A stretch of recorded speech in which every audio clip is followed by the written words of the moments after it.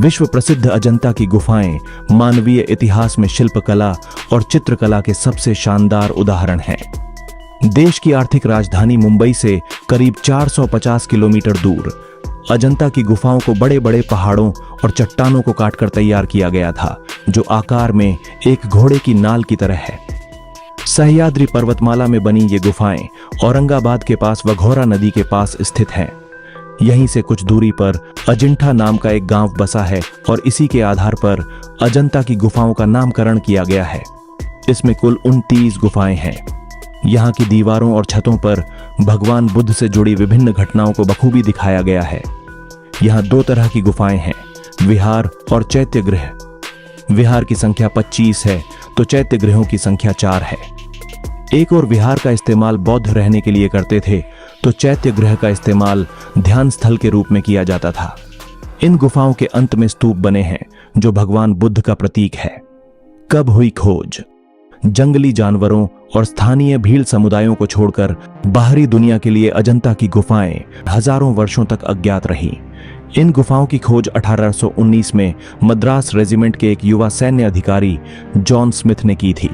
फिर 1983 में इसे यूनेस्को द्वारा विश्व विरासत स्थल की सूची में शामिल किया गया। कहा जाता है कि जॉन स्मिथ शिकार की तलाश में निकले थे। तभी उन्होंने वघोरा नदी के सामने एक गुफा के मुहाने को देखा जो इंसानों द्वारा बनाया हुआ लग रहा था। इसके बाद वह अपनी टीम के साथ गुफा में गए।